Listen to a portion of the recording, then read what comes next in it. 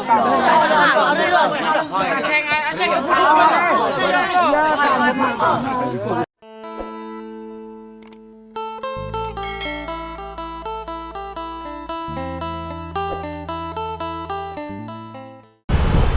ายดีพ่อแม่พี่น้องสบายดี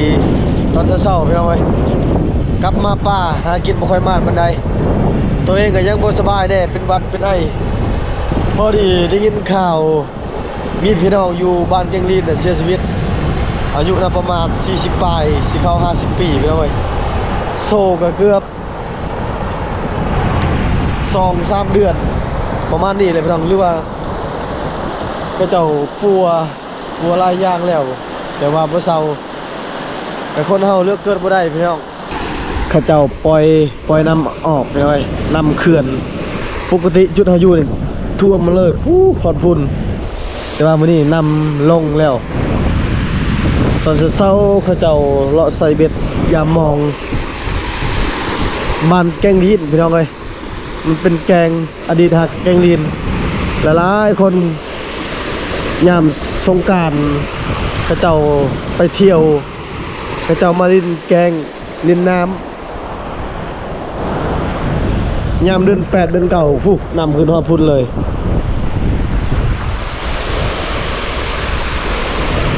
แต่ละเทื่อออกไปหากินขี่เรือลงไต่พี่น้องลงไต่ไปพุ่น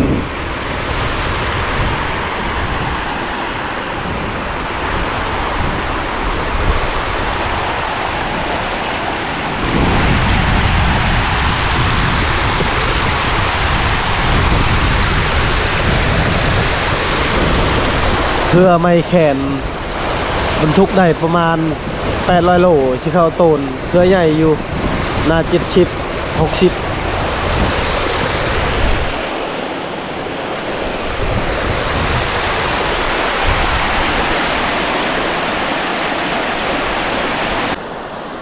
ก่อนอื่นแสดงเสียใจนำครอบครัว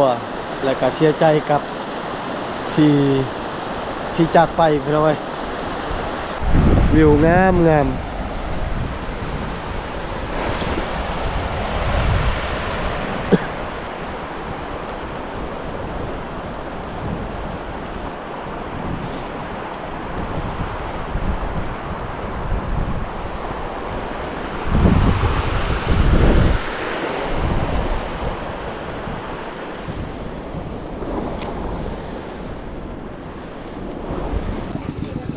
เขาชอบกาลาเจ้ากับว่าเอาก็ไปแล้วย้ำเลยไปนี่เป็นลงศพพี่น้องลงศพอ่าวแต่ก็คือเฮาอยู่มื้อนี้ก็คือเพื่อนผู้ที่เสียชีวิตก่อนอื่นการแสดงเสียใจนำครอบครัวและญาติพี่น้องตอนนี้กำลังกะเตรียมหางูหาควายสิต้อนรับพี่น้องมาแต่ไกลแล้วก็กินคันว่าได้ควายก็กินควายบ่ได้ควายก็กินงัวได้ยินพี่น้องเพิ่นเว้าเดี๋ยวจักหน่อยก็เก็บภาพรวมๆ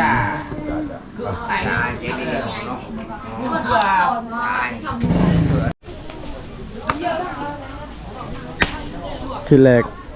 เพิ่นว่าสิเอาตัวควายแต่ควายนำบ่ได้เอาตัวงัวตัวบักใหญ่ไปหน่อยทางนี้ก็คือเฮือนผู้เสียชีวิต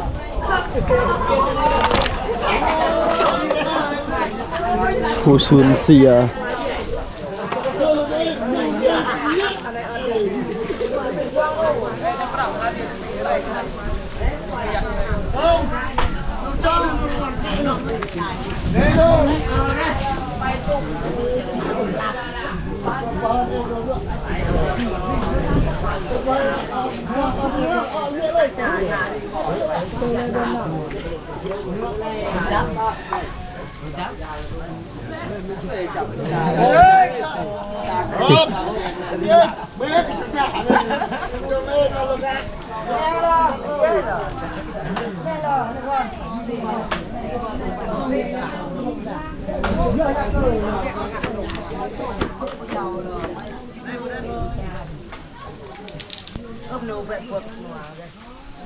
บ้านเกงลีน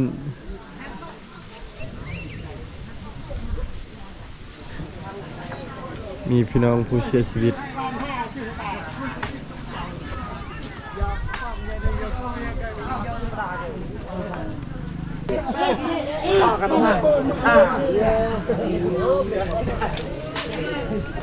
เขาเจ้ากำลัง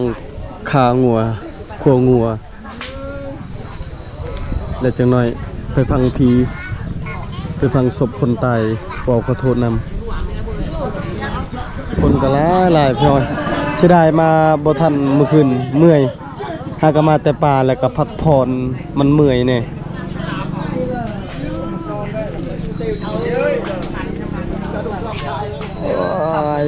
กินสมพอดีแซ่บ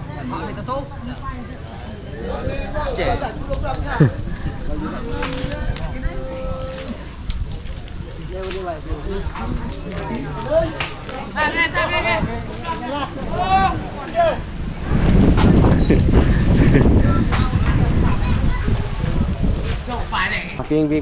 ยินละลายเลยยินละลายเลยไอ้น้องกันแน่เอาละเด้จอกหนึ่ง มาเท่านี้ละปกติเขาจะได้เมียเขาจะได้เมียหน่อยกินเอาเชียร์เพื่อนเราเลย เมียน้อยยันเท่าแล้ว โอ้ยไปเราเบิ่งเลยนวดกูยังงามอยู่นี่ก็เอานี่ก็ไอ้พอจะลาเด้อไปเลยสบายเอาตามสบายอันนี้เขาต้องกลับให้เด้อนี่เขาเป็นเจ็บเป็นไข้เขาเชี่ยวมีคนตายอยู่นี่เขาเผาอยู่มัดคืนอยู่เลยเนาะเพื่อนก็บ่มียังก็บ่มีโอ้ยนี่แหละลายดิบ่ได้ใส่มองตีมื้อนี้จังนั้นไปใส่มองแล้วกินปลาเลยกินปลาเพียกินปลากดใส่ฮอดประตูหมดแล้วทั้งปีนี้นายจักแซ่แล้วขายปลาได้ขายบ่ปลาขายแล้วมื้อนึงละเซน5เซน5เซน5เซนเช้าพอได้อยู่เนาะพอได้แล้วดองอยู่ตื่นๆนะ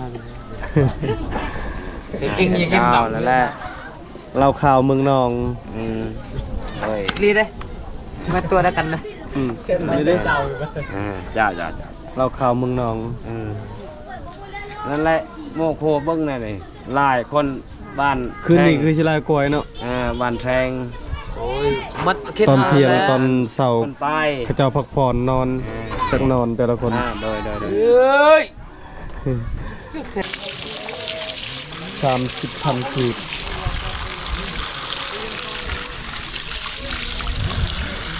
เยอะน้อยๆนะ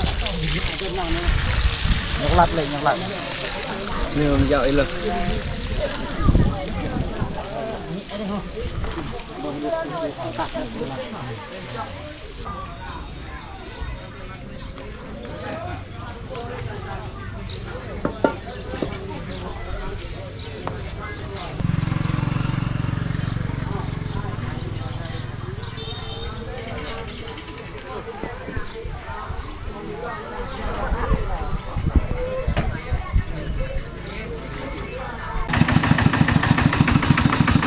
ถอย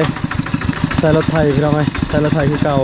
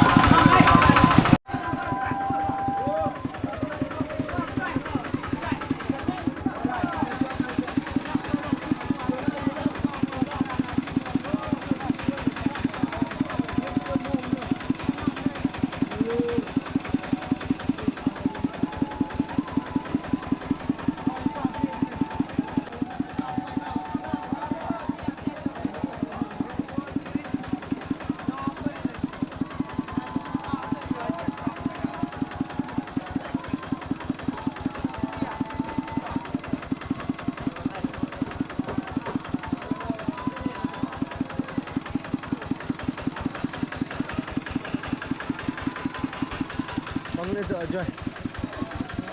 Rồi. Ồ, trời đó là.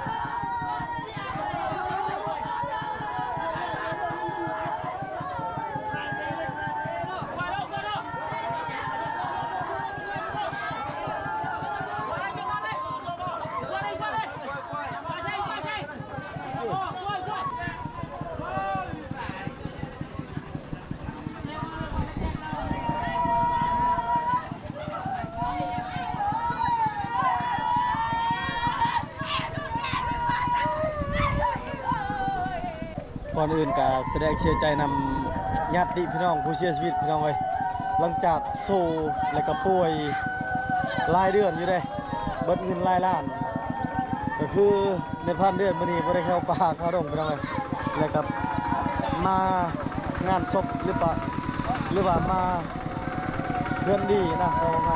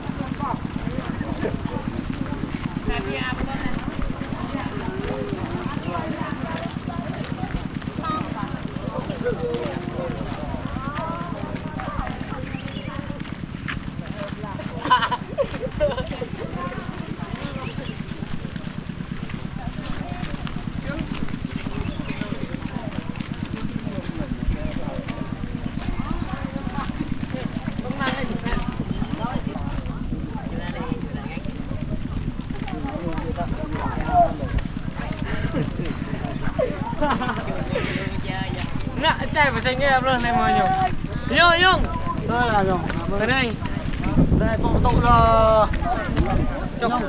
viên lại mẹ Nhông. Đi vào đâu? Mấy Nhung. Viên lại mẹ. Nè, con một loa mẹ viên lệ. Viên lại đâu mẹ rồi. À, Đâu? Con lơi cho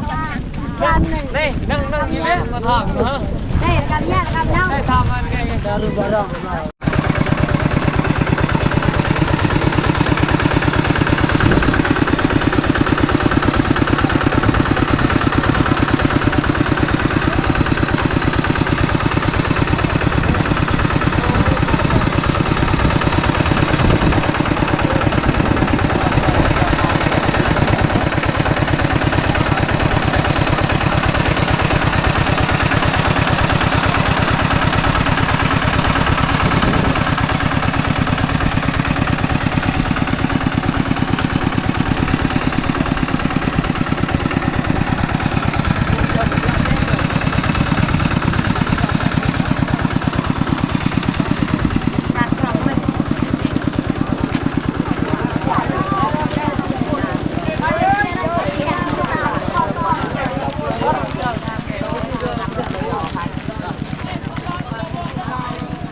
Để bọn nó bộ là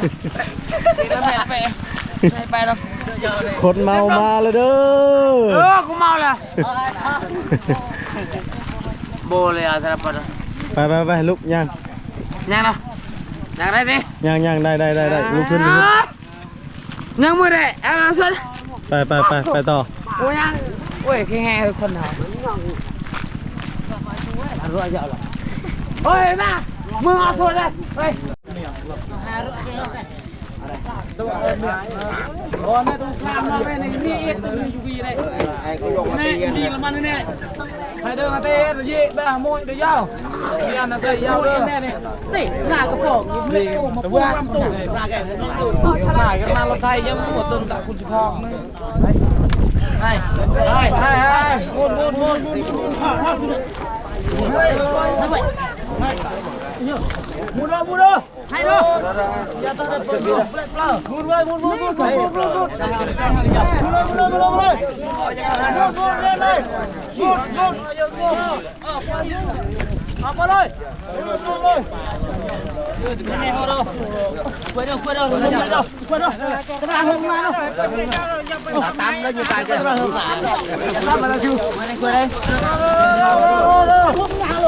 เข้าไปบอนพีภาษากับประมาณ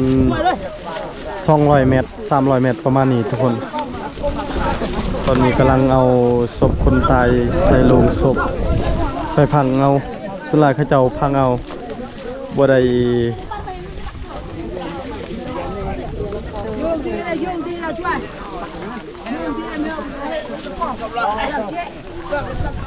เสียชีวิตเมื่อวานนี่วันที่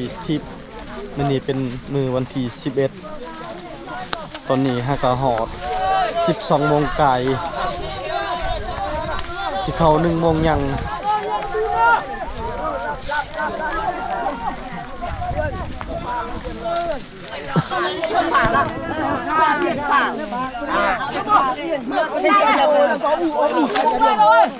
อย่าไปเฮิ่มป่ะ ปาเลยปาเลยโอ้ยจปาเนาะก็เลยปนน่ะมันเจอจัง ก็มันหายบ้าอีหยังนี่ล่ะ เว้ยอุ้ยอันนั้นล่ะช่วยว่าดิ คนให้แกล้วกินได้ไอ้เชือกบ่ ท้องแม่นี่ผู้ชมท้องแม่นี่อันนี้ก็ไปยิงบ่น้อยเสียจังนี่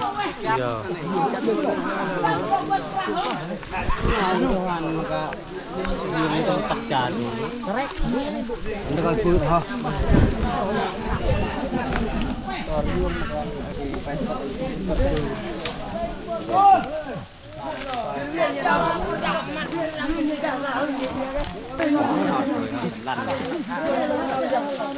đây anh tải người bỏ cái đơn tiền nhỉ con tu nó nhiều đơn tiền giàu nhiều hơn các bạn là nhiều giàu đấy chụp vai mà mày không bơ mày không bươn rồi ta được mày nó bơ nghẹt nó vào đi nó đi phải bình thường chốt nó có cái này rồi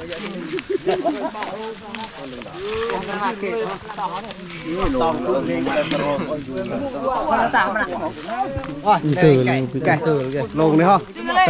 cay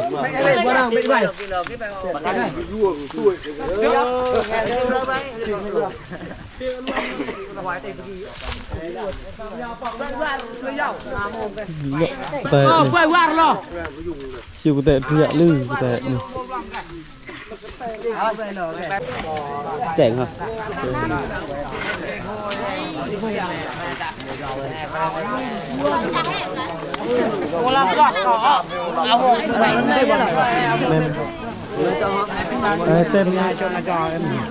tên tên cái sao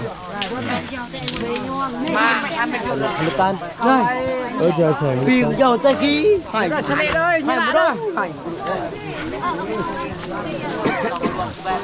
border bo kin tê ra police đi ra tê ra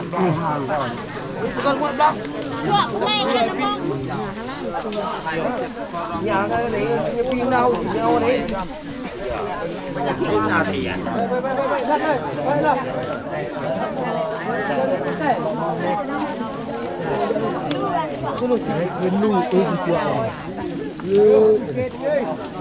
cả nhôm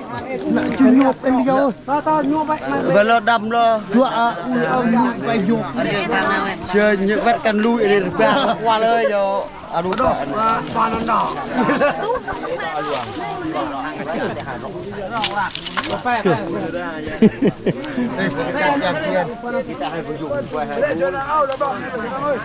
đây là những cái gạo của mẹ lúc này qua thành giò bây giờ tôi học nó ngày này khi này qua hai rộng vàng qua hai vui không ăn cái nhiều xong cái này được chứ đợi ra mượn này chết ใช่หรอ ให้ไอ้ดอนยาทางละวันทุ่งไปนั่นแหละได้หรอให้ห้อยใครยกตัวแบบเอาลกใส่ลกเฮ้ยแปลได้ไว้ตีรอดว่ะ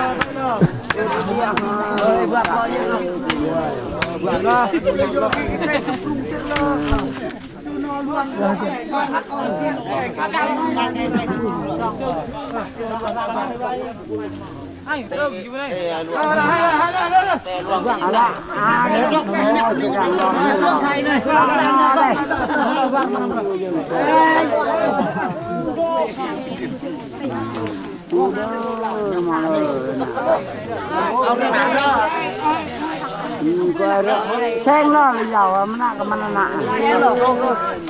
แช่งไป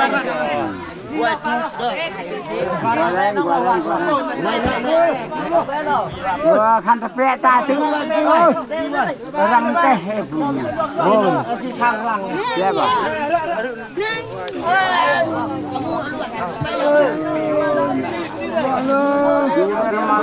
ไปช่วยลงป่าช่วยเดี๋ยวไม่จัดตารางว่าเรายาว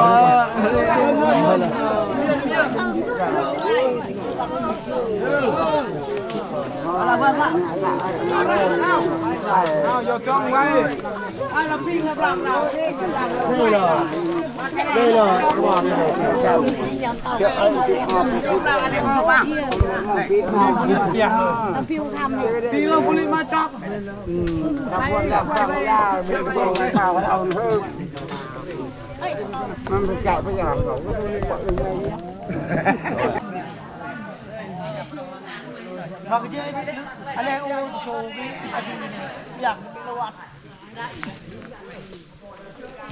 ไก่เหรอ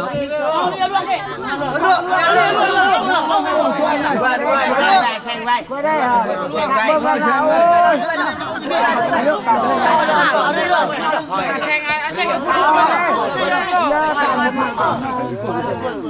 เกไว้ได้แต่กระลับหน้าอยู่เพื่อได้น้องไม่เลยปุ๊บกูจงน่าจมลงไหมอันนี้ปทุ่งเย้าเอาไว้กายไว้เลยช่วยป้านไว้ช่วยป้านไปเชี่ยวนี่เลยนี่ช่วยป้านได้เบี้ยโชคได้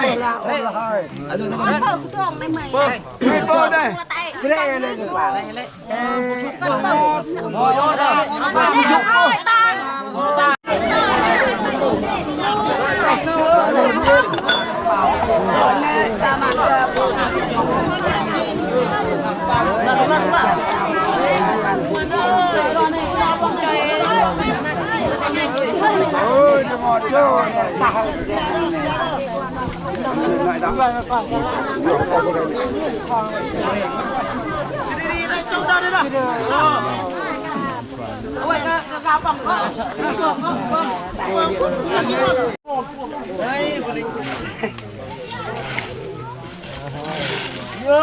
ก็อร่อยกันเลยมวยตับ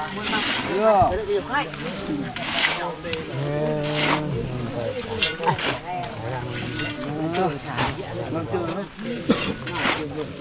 ประมาณได้เบิ้ล80%รู้แย่แซ่บเบิ้ลนี่ยิงเก่งแค่ผู้ชมป่วยเก่งเต้นเจ้าเบิ้ลทำอะไรให้ทำคุยท่าอาจารย์คุยท่าเถอะมันใจเย็นงงใจงงจับปลาอยู่ปลาตอนนี้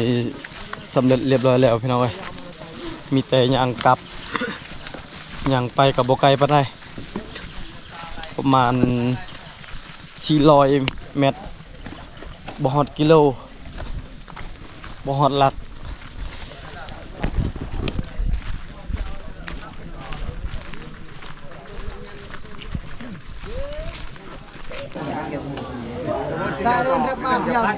เขากำลังเฮ็ดกิน